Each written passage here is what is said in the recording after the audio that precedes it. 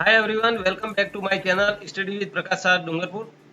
मैं प्रकाश साध और हम पिछले कई दिनों से प्रोनाउन और इसके टाइप्स के बारे में पढ़ रहे हैं, जिसमें आज हम पढ़ेंगे रिलेटिव प्रोनाउंस के बारे में, संबंधवाचक सर्वनाम के बारे में, जिसमें हु, whom, whose, which एवं दैट के बारे में जानेंगे। इनका प्रयोग कब होता है और किस प्रकार इनका प्रयोग किया जाता है। तो आइए शुरू करते हैं।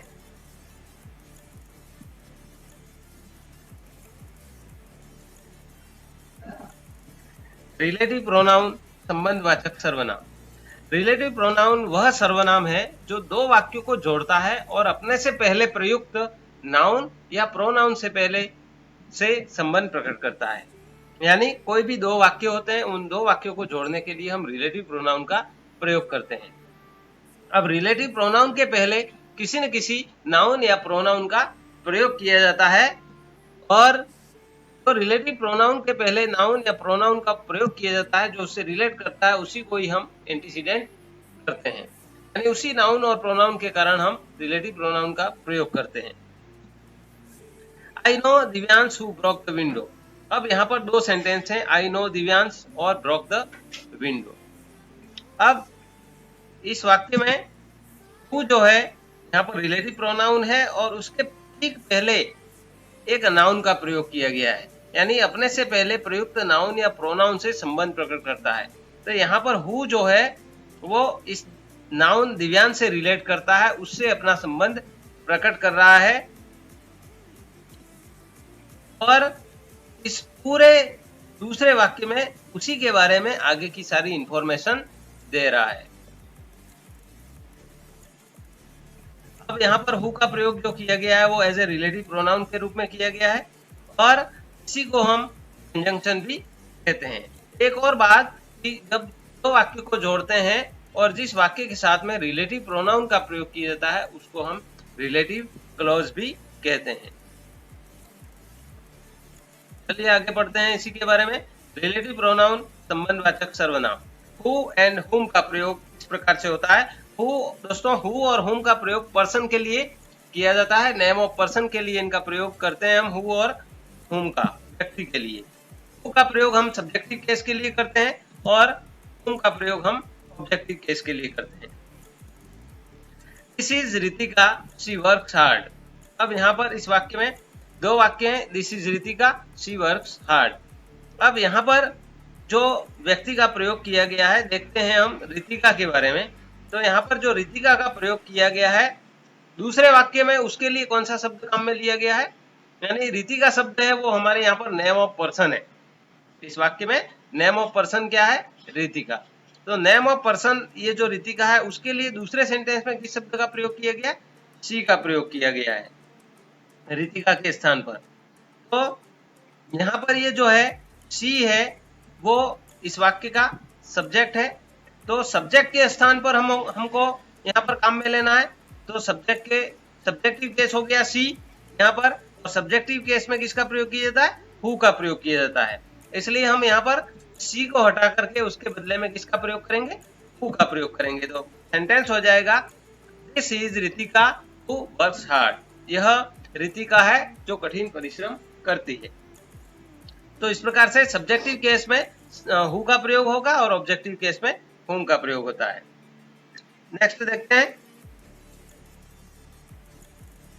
हु का मतलब है तो के लिए अर्थ में प्रयोग करते हैं, हुम का अर्थ जिसे या जिसके को अर्थ में प्रयोग करते हैं, हुज का मतलब जिसका या जिसकी के अर्थ में प्रयोग करते हैं, और विच का अर्थ जो के लिए प्रयोग करते हैं, और दैट का अर्थ जो। रिलेटिव प्रोनाउन में इनका ये अर्थ होता है। इंटरोगेटिव जब हम पढ़ रहे थे तो तब वहां प्रश्न पूछा जाता था तो हु का मतलब कौन होता है, लेकिन यहाँ पर जो होता है। जब दो वाक्यों को बीच में जोड़ने का काम करता है तब उसका अर्थ क्या होता है, जो। तो हु का प्रयोग हम सब्जेक्टिव केस में करते हैं यहाँ पर सब्जेक्ट के स्थान पर, और हुम का प्रयोग हम ऑब्जेक्टिव या एक्यूजेटिव केस में करते हैं, और हुज का प्रयोग पॉजेसिव केस में करते हैं जहां पर किसी पर अधिकार हो, स्वामित्व हो, अधिकार प्रदर्शित करने के लिए। विच का प्रयोग सिलेक्शन के लिए करते हैं, नॉन लिविंग या एनिमल के लिए करते हैं, और दैट का प्रयोग भी जो शब्द जो के लिए हम करते हैं, उसके बारे में हम आगे विस्तार से पढ़ेंगे। तो सबसे पहले हु के बारे में देखते हैं। This is the girl who works hard. ये वह लड़की है जो कठिन परिश्रम करती है, कठिन मेहनत करती है। अब यहाँ पर ये जो हु है उसके पहले एक एंटीसीडेंट होना चाहिए। एंटीसीडेंट यानी कोई नाउन या प्रोनाउन होना चाहिए, व्यक्ति होना चाहिए, तब हम इसको हु का प्रयोग करते हैं। और यहाँ पर गर्ल जो है वो क्या है, एंटीसीडेंट है। हु का प्रयोग करने के लिए उसके पहले हमें जो है कोई एंटीसीडेंट या नाउन या प्रोनाउन होना बहुत जरूरी होता है। और हु के बाद में वर्क्स है वो यहाँ पर वर्ब है, तो हु के जस्ट बाद में कोई मेन वर्ब या हेल्पिंग वर्ब का होना आवश्यक होता है।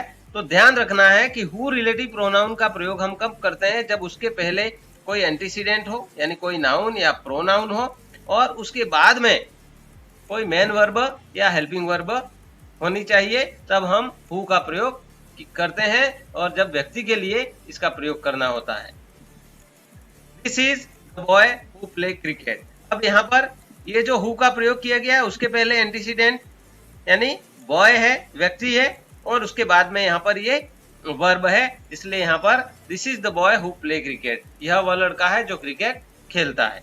तो इस तरह से दो वाक्यों को जोड़ने के लिए हम रिलेटिव प्रोनाउन हु का प्रयोग करते हैं। नेक्स्ट है रिलेटिव प्रोनाउन हुम का प्रयोग।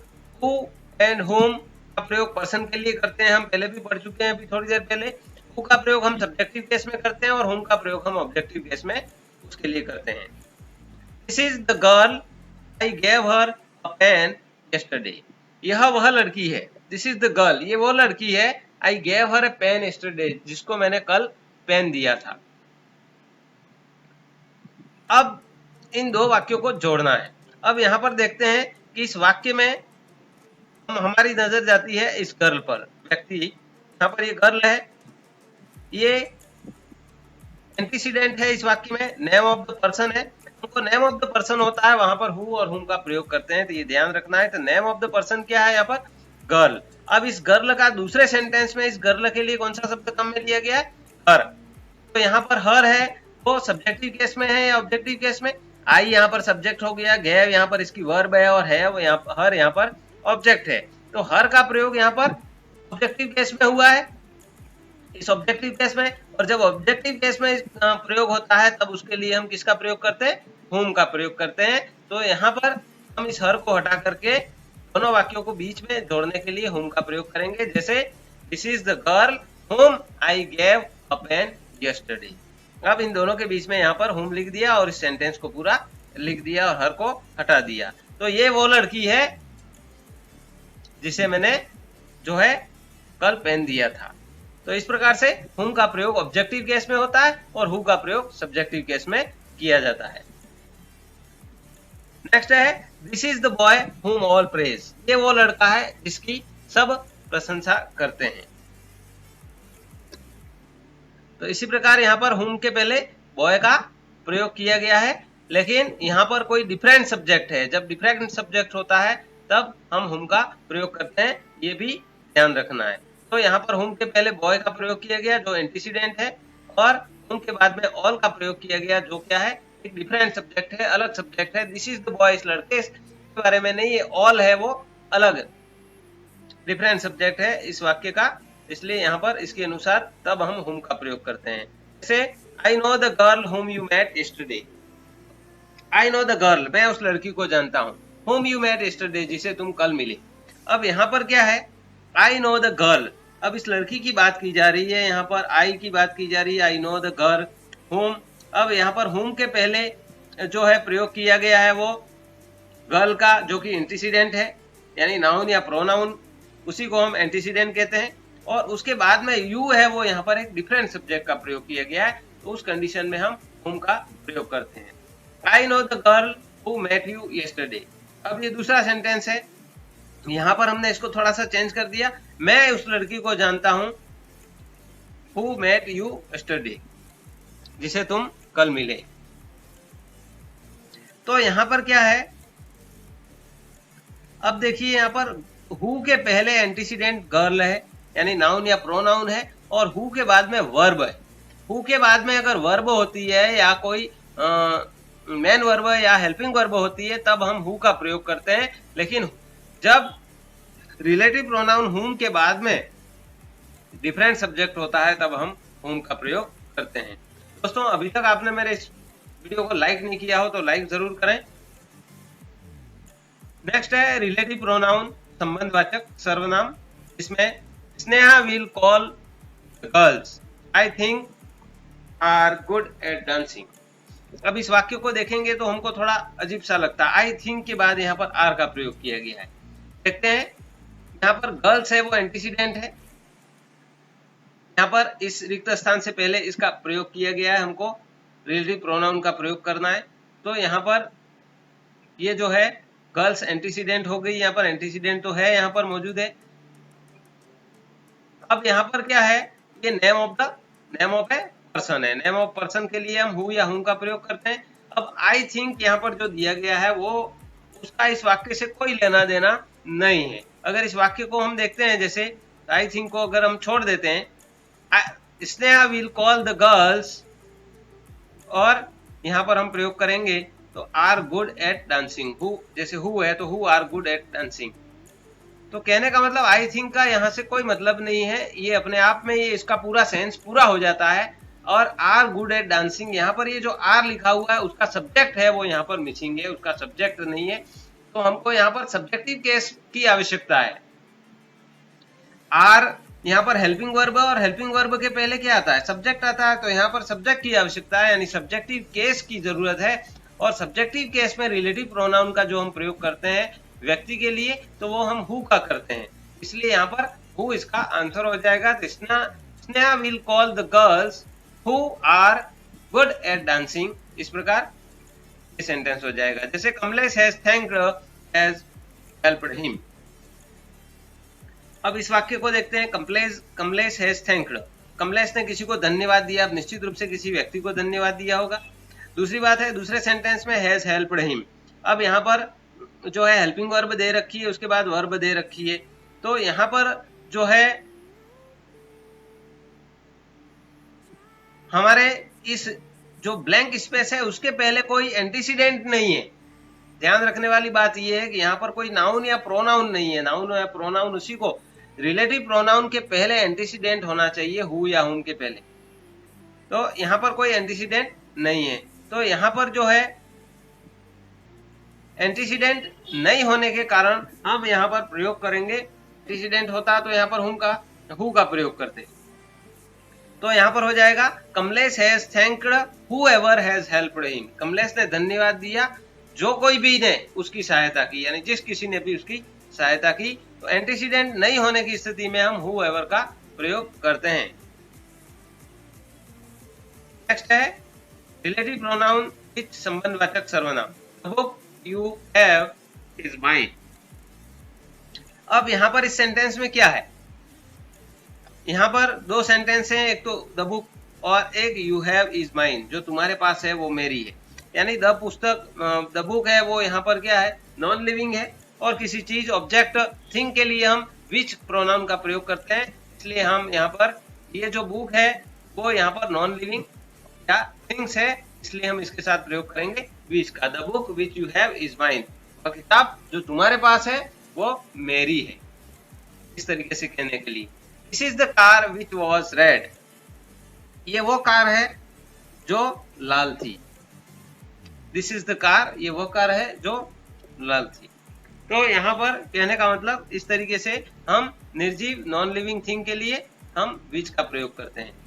Moment which is lost forever. अब मोमेंट है वो यहाँ पर कोई व्यक्ति तो है नहीं, और व्यक्ति नहीं है तो निश्चित रूप से इसको हम थिंग में मानेंगे, और थिंग में मानने के कारण इसके साथ में हमने विच का प्रयोग किया है।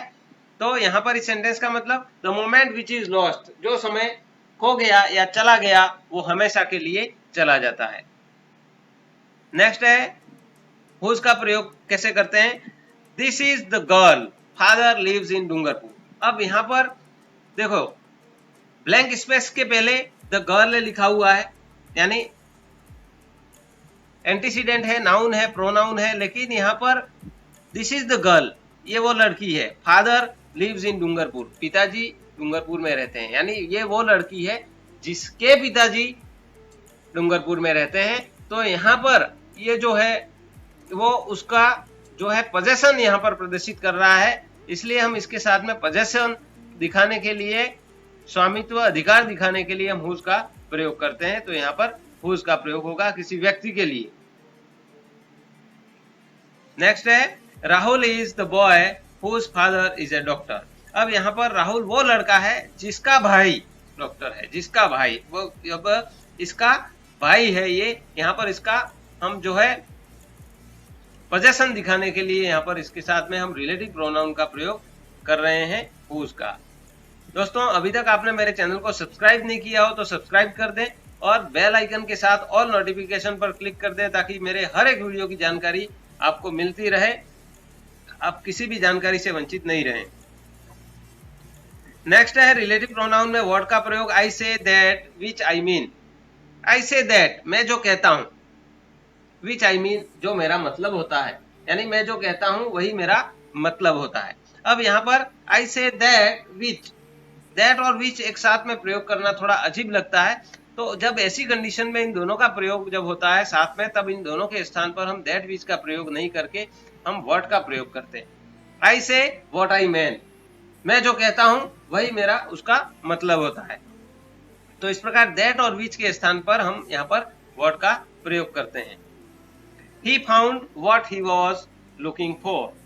अब he found what he was looking for, जिसको वो ढूंढ रहा था वो चीज उसको मिल गई, यानी क्या चीज मिल गई उसके बारे में हमें स्पष्ट पता नहीं चल रहा है, और यहाँ पर कोई ऐसा एंटीसीडेंट ऐसा कुछ भी नहीं है, और उस कंडीशन में जब हम क्या काम हो रहा है वहां पता नहीं चल रहा है, तो यहाँ पर उस कंडीशन में हम वर्ड का प्रयोग करते हैं। He found what he was looking for, उसको वह मिल गया जिसकी वो तलाश कर रहा था। नेक्स्ट है you can do whatever you want, तुम जो चाहो वो कर सकते हो, यानी तुम कुछ भी करो, you can do तुम कर सकते हो, whatever you want जो तुम चाहते हो, यानी क्या चाहते हो उसके बारे में पता नहीं है, कि इसलिए इस कंडीशन में हम यहाँ पर whatever का प्रयोग करेंगे। नेक्स्ट है रिलेटिव प्रोनाउन दैट का प्रयोग सब्जेक्ट सुपरलेटिव डिग्री के विशेषण जहां पर भी होते हैं वहां पर उनके बाद हम रिलेटिव प्रोनाउन दैट का प्रयोग करते हैं। जैसे she is the most beautiful girl that I have ever seen. She is the most beautiful girl, वो सबसे ज्यादा सुंदर लड़की है, सबसे सुंदर लड़की है। That I have ever seen जो मैंने अभी तक देखी है, यानी अभी तक मैंने जितनी भी लड़कियां देखी उनमें सबसे ज्यादा सुंदर लड़की है। तो यहाँ पर मोस्ट का प्रयोग किया गया है, और जब भी इस तरह से सुपरलेटिव डिग्री का प्रयोग होता है और दो सेंटेंस को जोड़ते हैं हम, तब हम रिलेटिव प्रोनाउन दैट का प्रयोग करके उनको जोड़ने का काम करते हैं। नेक्स्ट है this is the best that we can do, ये सबसे अच्छा है जो हम कर सकते हैं। तो यहाँ पर भी रिलेटिव प्रोनाउन दैट का प्रयोग करने के लिए उसके पहले सुपरलेटिव डिग्री है, इसलिए इसके साथ में दो वाक्यों को जब जोड़ना हो तब हम दैट का प्रयोग करते हैं। दोस्तों आपने अभी तक मेरे वीडियो को शेयर नहीं किया है तो शेयर जरूर कर दें, या फिर वीडियो के पूरा देखने के बाद आराम से उसको शेयर करें, लेकिन शेयर जरूर करें अपने दोस्तों को, ताकि वे भी इन चीजों के बारे में जानें और सीखें। नेक्स्ट है all, same, any, none, nothing, the only शब्दों के बाद भी हम दैट का ही प्रयोग करते हैं। किस प्रकार करते हैं? All that glitters is not gold, हर चमकती हुई वस्तु सोना नहीं होती। अब यहाँ पर वस्तु के लिए भी काम में आ सकता है, किसी का चेहरा भी चमक रहा हो सकता है, कोई व्यक्ति के लिए भी काम आ सकता है, तो वहां पर कहना कुछ निश्चित नहीं होता है, तो वहां पर उन शब्दों के साथ में हम दैट का प्रयोग करते हैं, तो ये आपको ध्यान रखना है। नेक्स्ट है this is the only boy that secured more than 90% marks. अब यहाँ पर द ओनली का प्रयोग किया गया है, तो ध्यान रखना है द ओनली का प्रयोग जब होता है और दो वाक्यों को हम जोड़ रहे होते हैं, तब हम रिलेटिव प्रोनाउन दैट से इसको जोड़ते हैं। This is the only boy, वह this is the only boy, वह केवल एक ही लड़का है, केवल एक ही लड़का है जिसने 90% से अंक अपने जो है सुरक्षित किए, प्राप्त किए। नेक्स्ट है this is the same girl that we met yesterday, यह वही लड़की है जिसे हम कल मिले थे। तो यहाँ पर भी सेम का प्रयोग किया गया है, तो उसके साथ में दैट का प्रयोग होता है, ये ध्यान रखना है। There was not any that could be followed, वहां पर ऐसा कोई नहीं था जिसको फॉलो किया जा सके, तो इस प्रकार ये जो है all, same, any, none, nothing, the only या ओनली, इन शब्दों के बाद में जब हम दो सेंटेंस को जोड़ना होता है तब हम दैट रिलेटिव प्रोनाउन का प्रयोग करते हैं और उसको जोड़ते हैं। नेक्स्ट है रिलेटिव प्रोनाउन में जब दो एंटीसीडेंट आ जाते हैं तब हम इसका प्रयोग कैसे करते हैं। The man and his book that were seen yesterday, वह आदमी और उसकी किताब, दैट वर सीन यस्टरडे, वो कल देखे गए थे, उनको कल देखा था।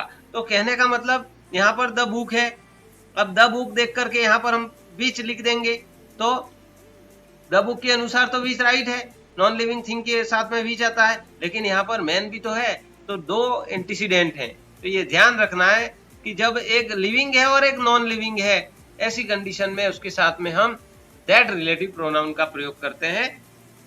नेक्स्ट है the boy and mobile that were found near the school, लड़का और मोबाइल स्कूल के पास में पाए गए, वहां पर मिले। तो कहने का मतलब यहाँ पर बॉय लिविंग है और मोबाइल नॉन लिविंग है। जब दोनों चीजें दो एंटीसीडेंट एक साथ आ जाते हैं और जब दो वाक्यों को हमें जोड़ना होता है तब उसके साथ हम दैट रिलेटिव प्रोनाउन का प्रयोग करके उसे जोड़ते हैं। नेक्स्ट है आफ्टर द इंटरोगेटिव प्रोनाउंस, जब इंटरोगेटिव प्रोनाउंस होता है, प्रश्नवाचक सर्वनाम होता है, उसके बाद भी हम दैट का प्रयोग करते हैं, जैसे who, whom, whose, which, what is it that troubles you so much, वो क्या है जिसने तुम्हें बहुत ज्यादा परेशान किया, परेशानी पहुंचाई या परेशानी हुई। तो यहाँ पर इंटरोगेटिव जो प्रोनाउन है उनके बाद में भी what is it that, what is it that troubles you so much. Next है इसी प्रकार who is there that is making a noise, वहां कौन है जो आवाज कर रहा है, शोर मचा रहा है। तो कहने का मतलब उस कंडीशन में जब इंटरोगेटिव सेंटेंस हो, इंटरोगेटिव प्रोनाउन का प्रयोग किया गया है, तो उसके बाद भी हम दैट का प्रयोग इस प्रकार से करते हैं। तो दोस्तों ये था अपना आज का वीडियो लेसन रिलेटिव प्रोनाउंस के बारे में। निश्चित रूप से आपको समझ में आया होगा और अच्छा लगा होगा। दोस्तों आप मेरे फेसबुक पेज पर भी इन वीडियो को देख सकते हैं, स्टडी विद प्रकाश सार डूंगरपुर, इसके नाम से फेसबुक पेज भी है और ग्रुप भी है, ग्रुप को भी ज्वाइन कर सकते हैं, पेज को भी लाइक कर सकते हैं, वहां पर भी वीडियो देख सकते हैं। वीडियो अच्छा लगा हो तो लाइक जरूर करें, शेयर करें अपने दोस्तों को ताकि वे भी इसके बारे में जानकारी प्राप्त कर सकें और सीख सकें। सब्सक्राइब करें मेरे चैनल को, सब्सक्राइब करने के साथ बेल आइकन और बेल आइकन के साथ यहाँ पर इस तरीके का जो नोटिफिकेशन आता है उसको यहाँ पर ऑन कर लें क्लिक करके, क्योंकि मेरे इस चैनल पर मैं पहली से लेकर के 12वीं तक सभी प्रकार के वीडियो मेरे उपलब्ध हैं, स्पेशली इंग्लिश के, 10वीं के सामाजिक विज्ञान के वीडियो उपलब्ध हैं और इस आने वाले साल में मैं लगभग इन सभी कक्षाओं के जो यूनिट है उनको भी पढ़ाने का वीडियो जो है लेसन वो भी यहाँ पर मैं तैयार करूंगा ताकि आप लोग को हर प्रकार की जानकारी मिल सके। इसलिए मेरे चैनल को सब्सक्राइब जरूर करें और अधिक से अधिक अपने दोस्तों को शेयर करें। मिलते हैं अगले वीडियो में, तब तक के लिए धन्यवाद। जय हिंद, जय भारत।